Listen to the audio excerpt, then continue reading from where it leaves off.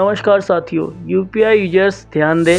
अगर आप दिन भर में कई बार यूपीआई ऐप जैसे पेटीएम, फ़ोनपे, गूगल पे से बैलेंस चेक करते हैं, ऑटो-पे लगाते हैं या ट्रांजैक्शन का स्टेटस चेक करते हैं, तो अब थोड़ा सावधान हो जाइए। National payment corporation of India (NPCI) ने नया निर्देश जारी किया है, जिसमें कहा गया है कि 31 जुलाई 2025 से यूपीआई पर कुछ सबसे ज़्यादा यूज़ होने वाले फीचर्स पर लिमिट लगाई जाएगी। क्या है पूरी अपडेट, वीडियो पे बने रहे। अगर आप वीडियो पे नए हैं तो वीडियो को लाइक, चैनल को सब्सक्राइब करें। साथियों, इसमें वो सारी सर्विस शामिल रहेंगी जो आप अपने मोबाइल ऐप से बार बार यूज करते हैं, जैसे बैलेंस चेक करना, ऑटो-पे की परमिशन देना, ट्रांजैक्शन स्टेटस देखना या फिर कोई ज़रूरी काम। अब इन्हें आप दिन भर में एक लिमिट संख्या में आप इसे यूज कर सकते हैं, यानी कि अगर आप लिमिट से ज़्यादा बार बैलेंस चेक करते हैं तो ऐप आपको मना कर सकता है। एनपीसीआई ने यह कदम इसलिए उठाया है ताकि यूपीआई नेटवर्क पर ज़रूरत से ज़्यादा लोड ना पड़े।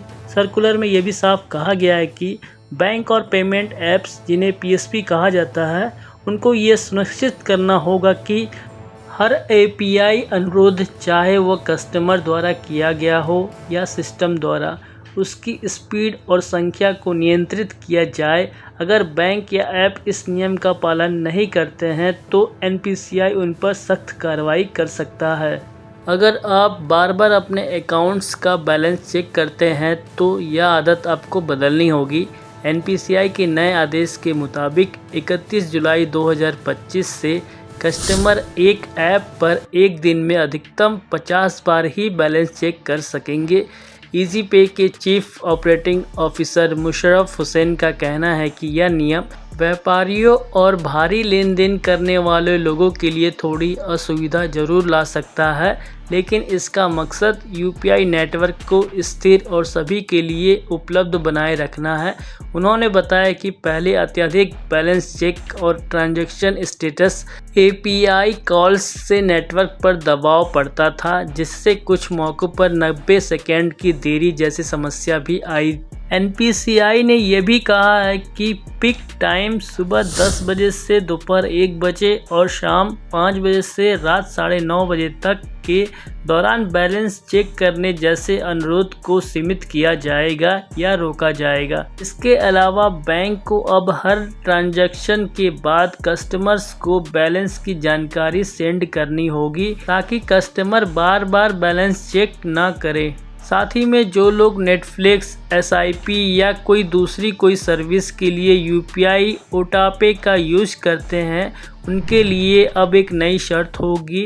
अब ऑटो-पे ऑथराइजेशन और डेबिट प्रोसेसिंग सिर्फ नॉन पीक टाइम में ही हो पाएगी। एनपीसीआई के अनुसार एक ऑटो-पे मैंडेट के लिए केवल एक प्रयास किया जाएगा। हर प्रयास में 3 बार तक ट्राई किया जा सकता है, लेकिन ये सब टीपीएस ट्रांजैक्शन प्रति सेकंड लिमिट के तहत और सिर्फ नॉन पीक समय में ही होंगे। और अब अगर कोई ट्रांजैक्शन फेल या पेंडिंग हो और ऐप उससे ट्रांजैक्शन के स्टेटस को बार बार चेक करता है तो इस पर भी लिमिट होगी। किसी भी ट्रांजैक्शन के लिए 2 घंटे में अधिकतम 3 बार ही स्टेटस चेक किया जा सकेगा।